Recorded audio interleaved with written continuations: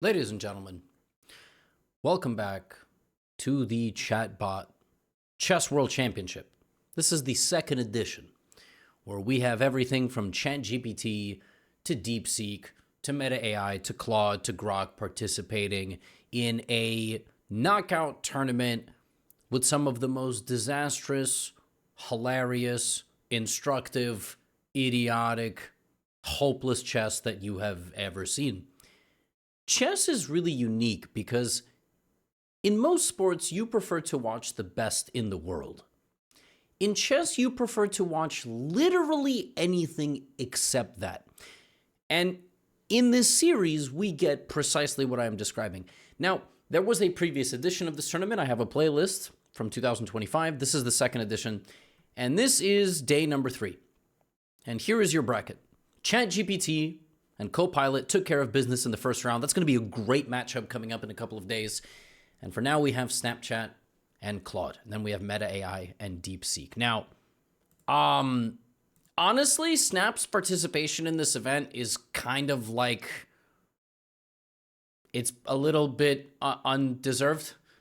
It's kind of an embarrassing AI compared to the rest of the others, but it's just there. You know, we kind of feel bad for it, so we just throw it in. And so that's what I will be showing you in this video. As always, the commentary of the bots is hilarious. They do utterly stupid things. They comment on them with the confidence of a person working on their second PhD who has yet to be employed. And really, it's just very interesting. So with that, let's kick things off. Snap with the white pieces opened up with e4. I was honestly kind of impressed that it played the opening in the way that it did. And now for the first time in this competition, we don't see a Sicilian defense. The chatbots pull from opening libraries. They pull from somewhere that tells them that the best opening, the most combative opening for black is to play the Sicilian defense and not play symmetrical. But Claude plays e6, the French defense. The idea is to build for the center with the move d5. Now, the most principled approach here with white is obviously to put 2 pawns in the center. In general, if you're a beginner or an intermediate, and your opponent allows an opening where you can put 2 pawns in the center without getting captured on that move, you should probably do it. Snap plays knight f3. Also reasonable, and now black plays the move d5. That's the entire idea of the French defense. White has options. If you push the pawn to e5, then that is still fine, but instead of committing the knight to f3, you might have wanted to instead had gone here to get this position, and instead of committing the knight to f3, you can always bring your queen out. You can actually defend your center first with a pawn. The thing about developing with knight f3 first is that you cut back your options, which is ironic because we teach beginners that you need to develop pawns, knights, bishops, and then you're like, well, I'm not supposed to develop a knight? Like, what are you teaching me? Yes, that's the tricky thing about chess, is that once you start learning openings, it gets a little different. Snap plays e5. I was quite impressed by this move. Now black does not have the natural developing move knight to f6. However, the center is quite committed now. It's quite locked. And so what will happen is black wants to put this knight on f5 via e7. So it will take black 2 moves to develop this knight, either to e7 and g6 or e7 and f5. And then you'll play c5, so these 2 pawns control the center together. And that's exactly what happens, c5. I'm like, okay. Snap is terrible. It's obviously going to lose. Claude is going to advance, and we're going to have a nasty semifinal. We're going to have like a Battle City semifinal. You know, we're going to have Yami versus Kaiba, Marek versus Joey. It's going to be incredible. That means nothing to many of you, but I grew up on Yu-Gi-Oh, so I make a lot of references to it because I prefer to exist in the imaginary space of things, given the state of the world. And so c5, you know, and Snap meanwhile plays c3. I was quite impressed by this move. Because if you play d4, black will just take, and you're going to have to put something in the middle. If you put the queen, you will just be attacked, etc. So, yeah, I was actually very impressed that here Snap went c3. I was very impressed by this move. It's another building block, you know, trying to play d4, everything reasonable. And now knight c6, so nothing surprising yet from Claude. Maybe it's going to go queen c7, going to go knight e7, knight g6, or knight e7, knight f5, as I previously described. Except everything normal basically ends here. You see, like, so far this competition has been really funny because ChatGPT and Grok played somewhat of a normal game. And then, sorry, ChatGPT and Gemini. Grok and Copilot played a complete nonsense game. And today's game is just a circus. And that's kind of the point of this competition. It's kind of like watching 4-year-olds play a sport. You're just trying to get them out of the house, you know, really. It doesn't matter. So, knight b d2. So the horsey eats its own pawn. The horsey develops and eats its own pawn. So Snap does not actually play the move d4. The horsey just eats lunch, and now white is just a pawn down. That's unfortunate. It would have also been better to develop the bishop through the pawn first. Really, it would have been better to move the pawn in the center. Claude, not to be denied of good opening principles, plays the move knight to e7. Very reasonable, wants to play knight to g6, wants to play knight to f5, and then it's going to develop bishop, but then it's going to castle the king. So far, so good. And Snap just acts like nothing happened. Snap just moves on to the game as if it hasn't just consumed its own pawn with the move bishop to d3. Just developing a bishop, preparing to castle. You know, if white gets queen e2 and castle, like, okay, yeah, of course we kind of wish we had a pawn there, but there is no pawn there. And knight to g6 is in fact played. So the development is complete. You are threatening the pawn in the middle of the board, which you normally would not have been threatening because there would have been a pawn there. You're going to develop, you're going to win the pawn. To my absolute shock, horror, mystery, Snap continues to play good moves. Yeah, really, Snap plays chess with a helmet on. Like, really, because it might injure itself. I'm serious. Like, So Snap here plays queen e2, just a complete miracle of a move, really, like, truly. It's not the best move, but I can't believe that it even saw that it needed to defend this pawn. Of course, with queen e2, it walks directly into a knight attack. And knight f4 is very powerful because generally a knight for a bishop is a good trade. Like 65% of the time, if I had to estimate, you know, like 6-7 times out of 10, knight to f4, it's just good because bishops are long-range pieces. In the long run, they will be more powerful. But yeah, knight f4, a little bit of a strange thing, except at this point, Claude malfunctions as well. I couldn't believe it. Claude here plays pawn takes d4. It takes a square. Now, if you do know chess, you know that in chess there is a rule called en passant. And what that means is if a pawn moves 2 squares and stands next to you, on this move and this move only, you can take it. You could take the square behind it. On this move and this move only. This is passanting nothing. So the pawn just passants. It just passants. It just takes a square. And well, Snap just eats it. And now white is much better. Now white just has a totally dominant position, which is quite fascinating. Because if you think, there is still this move, but if you think about it, that's really all it comes down to in chess. Like here, black is a pawn up with good pressure on the center pawn, the idea to fork, but just this one loss of a pawn makes white's center really strong. And if white also gets to play this move, white just has, you know, and this move, white's position immediately increases to 1.4. Look at that advantage. Isn't that interesting?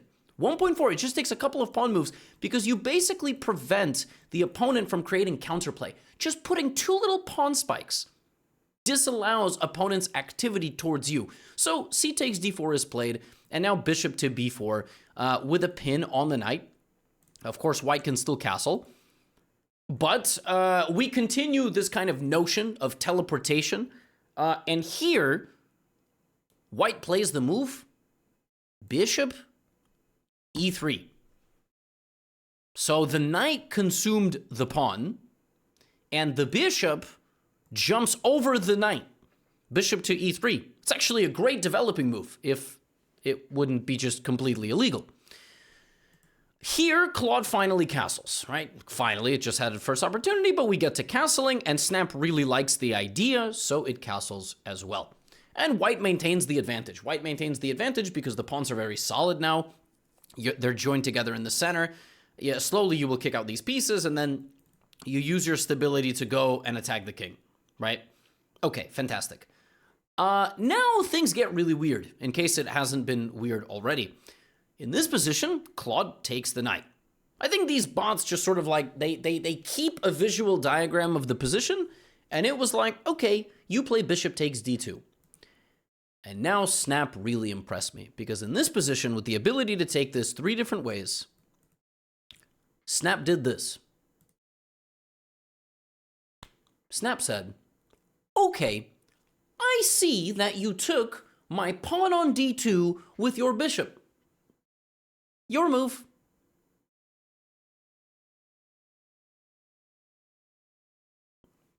What? Wait. Okay, I see that you took my pawn with your bishop. Your move. I was like, bro, no, it's your move. It's a turn-based game. Why did you just forget that on the 10th move? Also, it took your knight. Anyway, Snap skips its turn. It literally just goes. It just goes to get a lunch break. It doesn't make a move. It doesn't move. And Claude, at this point, I was like, Claude, go. It's your move. Claude was like, well, no, I mean, you probably went here. So Claude is trying to be a good sport. Claude's like, no, you definitely made a move. You probably played knight takes d2. So, nope. I had to tell it, no, dude. It skipped its turn. It thinks you suck that bad. Claude was like, all right, knight to b4. Now, here we really had to convince Snap to come back to the game, because at this point, Snap said, knight b4. I see that you moved knight to b4. Nice, your move. I'm like, Snap, what happened, dude? Like, did you just quit? What are you talking about? You can't just skip your turn. And I said, all right, well, if I can't skip my turn, then I'll play a3 attacking your knight. I was like, what just happened? It's cerebral enough to understand this is a knight attack. It's not quitting. It just decided that it wasn't going to play anymore. Anyway, this is why it's not being invited back, okay? It's not invited back to Chatbot Chess Championship number 3. It's just not happening. Knight takes d3. Claude has the board vision to spot that there is another piece to capture there. And now things get really goofy. At this point, Snap swaps out its queen for a bishop. That is the move that it plays in this position. So it loses a knight, a bishop, and a queen. But it replaces the queen with the bishop. So now it has two pieces. We got to swap the fingers there. So, yeah, it no longer has a queen on the board. But what you don't realize is the queen is not actually gone. The queen went to get milk, and it will come back. Queen will come back. Okay, bishop e2. At this point, well, Claude has had enough, and Claude teleports this knight over the bishop and plays knight takes f3. So the knight continues its rampage. It goes c6, b4, d3, f3. It's the most powerful knight. Nobody's ever seen a knight move like this in the history of the game. And we have g takes f3. So Snap is still playing moves, just kind of leaving the bishop here. Claude realizes the king is open. This is actually really sophisticated from Claude. And if it plays like this throughout the competition, it's probably going to win. And it plays queen h4. It's a great move, queen h4. It's bringing the queen, and it could have brought it to g5, but I think it realized that it would have been hanging there. So it goes queen h4, just sort of menacingly standing around. There is no direct threat, as you do have to evaluate in chess. Like, is there a threat? No, not really. But this is annoying, and your king is open, and you're down a queen for some reason. Now, Snap does find, it does bring back a piece here, only it's not the piece that it just swapped out. Snap plays knight c3. That's not a bad move, but to be honest, White could get like four more knights and barely be better. Barely have any advantage, because this queen is still so powerful. Now, obviously, that doesn't happen. Snap only gets to summon one knight per move, and so it plays knight c3, and it's just simply not enough. And Claude now begins walloping the position. You know, Claude starts first. Claude plays bishop takes e2. Now it missed. Okay, in its defense. It remembers that it has a bishop here, only it doesn't remember how to move it, and it moves it like a rook, or a king, or a queen. It does not move it like a bishop. It plays bishop takes e2, but it falls for the trap, because remember, Snap brought the queen to a different dimension, and now the queen is going to return and play queen takes bishop. So it swaps it out again. Really stupid by Claude, by the way, not remembering that the bishop was going to be replaced by a queen on the same square. Idiotic, elementary mistake. Claude now senses there is a queen here and plays knight f4. It's an excellent move, attacking the queen. Only now White is actually probably doing completely fine. Here, if you trade like this and then trade like this, you know, you're gonna be really happy with the pawn structure, and then you're gonna try to infiltrate. Only that's not what happens, you know, at all. Obviously, this is the Chatbot Chess Championship. Now, the thing is with white is that you have to take the knight. You actually have to take the knight because your queen's hanging, and if you move your queen, it's checkmate. Like, the queen and knight mate you on g2. When the queen has help to attack the king on a certain square, you're just simply going to lose the game. So, you have to take. Only obviously that doesn't happen, and queen d1 is the move played, and now queen g5 ends the game. Queen g5 is mate in 2. It's force mate. Black has to play queen g5. There is no other way to force this mate, and the game is over. And Claude does, in fact, play with the queen, just not queen g5. When I played this move, I almost forfeited both of these players. Like, actually, when Claude suggested the next move, I nearly gagged. I was actually quite impressed with how it was playing thus far. Claude here plays queen takes f2. Now, this move is so stupid. Like, I think that was the worst move on the board, actually. Like, why? This hangs the queen 3 different ways. 3 different ways. Except, we're talking about snap. And this is what I said in the beginning, like, this is unimpressive. You know, Claude's really got to step its game up. Here, snap plays king to h1. It's like, come on, dude, come on, man. Come on, dude. And Claude ends the game by playing knight to g...